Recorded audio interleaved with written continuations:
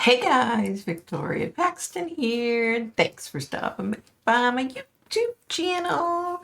Okay, today, Timothy Pitzen.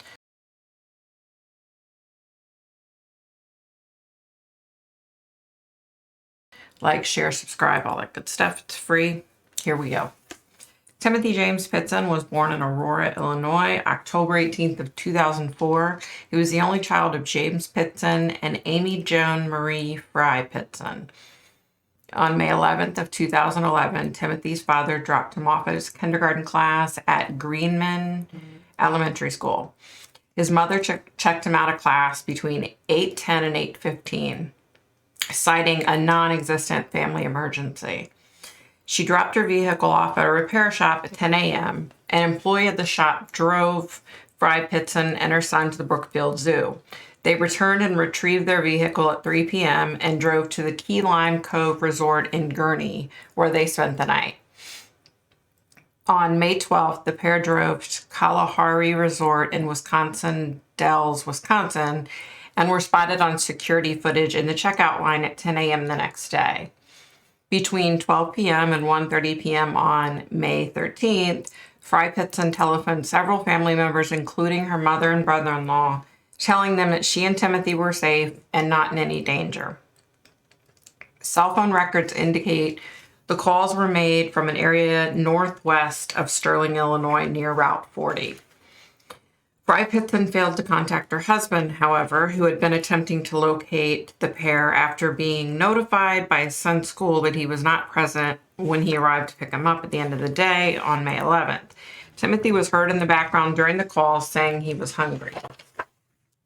At 7:25 p.m. on May 13th of 2011, Fry Pitzen was seen alone on security cameras at a Family Dollar store in Winnebago, Illinois, where she purchased a pen, notebook, and envelopes. At 8 p.m., she was sighted at a Sullivan's food store in Winnebago, Illinois, again unaccompanied. At 11:15 p.m., she checked into the Rockford Inn in Rockford, Illinois, where sometime that night or the next morning she took her own life by slashing her wrists and her neck and overdosing on antihistamines. At 12:30 p.m. on May 14th of 2011, her body was found by a hotel maid along with a note. In the note, Fry Pitzen apologized for the mess she had created and explained that Timothy would never be found but was safe with people who would care for him. Police found that the knife Fry Pitzen had used to kill herself contained only her blood, but that there was a concerning amount of blood found in her car that belonged to Timothy.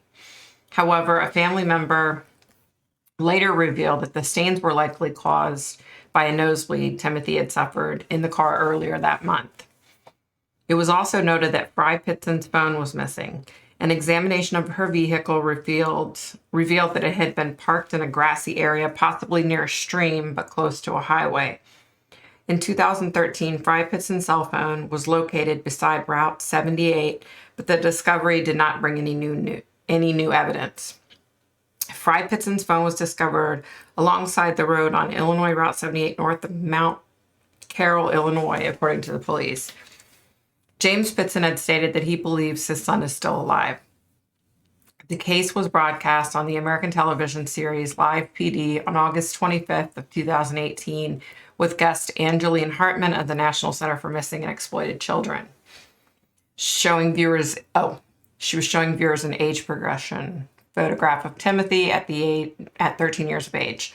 On April 3rd, 2019, local residents in Newport, Kentucky called the police to report a teenager wandering in the streets after running across a bridge over the Ohio River.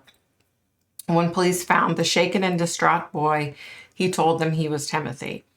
The next day, the Louisville office of the FBI revealed via Twitter that the boy they had in custody was not Timothy. Aurora Police spokesman Sergeant Bill Rowley said, "Although we are disappointed that this turned out to be a hoax, we remain diligent in our search for Timothy as our missing persons case remains unsolved." The man who claimed to be Pitzen was found to be 23-year-old Brian Michael Reaney. He was released from Belmont Correctional Institution in Ohio less than a month prior to his claim after serving about 14 months on charges of burglary and vandalism out of Medina County. In 2020, Rini was sentenced to 2 years in prison after pleading guilty to charges of aggravated identity theft related to the hoax. Okay. So, unfortunately, you know how it goes, guys. For whatever reason, I wasn't able to connect with Timothy. But I will tell you this. I had a dream 3 days prior to even picking this case up, or, I have a notebook that I keep all the names in, and I go there when it's time for me to do my next case. And I had a dream 3 days prior and didn't know like who I was dreaming about. Okay. I eventually figured it out. Okay. In my dream, I saw this woman and this little boy, and they were swimming in this like pretty decent sized body of water. It was probably like a lake or a really, really big pond. Okay. They were swimming, playing, having a good old time. And then she literally like put one hand over his mouth and pushed him down into the water. And she was trying to drown the poor kid. Okay. At the last minute, I don't know, it's like something came over her and she went, oh my God, and brought him back up and took him over to the side and was like making sure he was okay. And crying, she's crying while she's doing all this. Right. So yeah. Of course he was scared. He was coughing up stuff. He was scared to death. And I could also see in my dream that right after that, he was like scared of her. You could tell he was clearly scared of this woman. So I see them and they're in a car and they go somewhere, and she leaves him in the car and runs into a store and comes back out and gives him candy. She had gotten him candy. So I think he was like calming down, quieting down. He was getting over his near-death experience. Okay. So then I see her in the vehicle still. He's eating candy. She's explaining to him that she's going to go to heaven and that he's going to go to heaven. They're not going to go together. He's going to get there first and then she's going to be there later. But she's like, I promise I'll be right there and I'll take care of you and everything's going to be okay. So, she's trying to say this to this little guy and he's, yeah.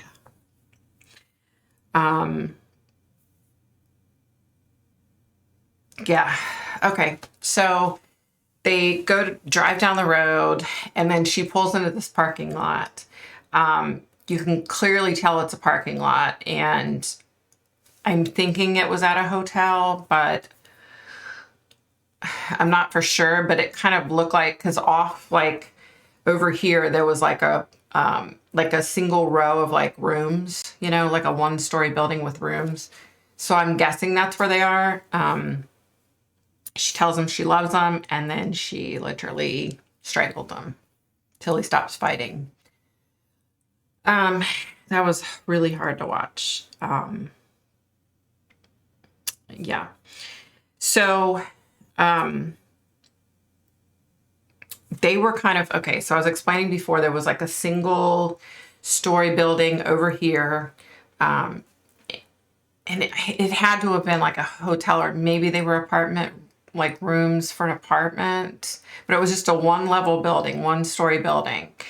And then she's parked over here and there's like, a couple of cars like down a little ways from her. So she drives the car, she goes like, pulls out to the left and goes like around behind this building. Okay. I couldn't see that building because I was focusing on her going around behind the building. So I didn't get to see, but I think it was a 2-story building. So the 1-story building, wait, where's my hand? So the 1-story building's like over here. And then she was parked right here, and then she goes around, and right here, it appeared that I'm pretty sure it was a 2-story building, like a brick building.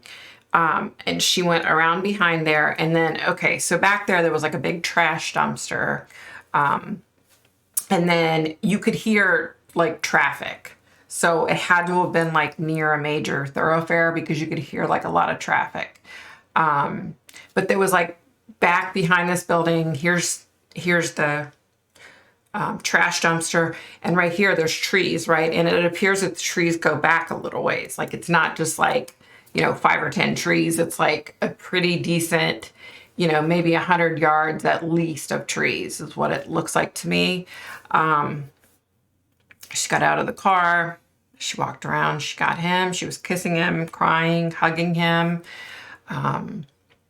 She walked into the woods and she laid him down, and then she ran back out to her car. Okay. So now she's back out of her car, and she's like, I think panicking because she's like looking around, making sure nobody sees her type of thing. And then she opens up the trunk, grabs something out of the trunk and goes, right? I know now it was a shovel. She goes back into the woods where he is, and she's crying and she's saying, I'm so sorry, baby. I'm so sorry. I didn't want it to be like this. I'm so sorry. I'm so sorry. And she's just crying. And she's trying to dig, she's trying to dig like a hole, but, it was like tough. Like she was having a hard time digging the hole. So I don't know if like it was still cold out. You know how when it's cold out, wintertime, coming out of wintertime, going into spring, how sometimes the ground is so like thick and hard that it's hard to shovel, right? She was really struggling. And at one point she just got frustrated and she picked him up and she laid him down, and then she got like, I don't know, like twigs and stuff. And there was like some old leaves that were in there that had kind of like composted or broken down. And she was trying to like cover him up. And I don't know why I can't see this, but she says to him, I'm going to mark your grave so you'll be found one day. But I didn't see her do anything like that. I just saw her lay him down, and there were like twigs, and she picked up like a handful of like old leaves and threw it on, so I don't see, unless she went back later and marked it somehow, but I didn't see that. Then she walked out, she got back in her car, she drove back around to where she had been parked before, and then that's all I saw. I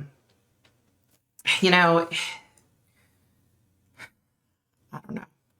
I hate, to say this because I know, according to the research, like the dad still thinks he's alive, and I hope I'm wrong, but I don't think I am. I mean, I saw clearly that it was him that she strangled. Like I saw it, Another tough one, you guys, just insane. Like there was no point in it. She could have given him back to his dad, and she could have taken her own life. Like I don't understand people. Okay, guys, don't forget to watch me. I do Friday Night Live, 7:30 Eastern Standard Time. We have a lot of fun. We have like a group, the same people, come in, and we've been getting like newer people coming in, and we have a lot of fun. So you should come hang out with us on Friday night at 7:30 Eastern Standard Time.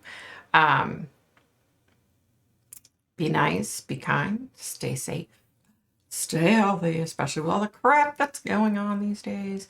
And Dad about does it for me. Bye, guys.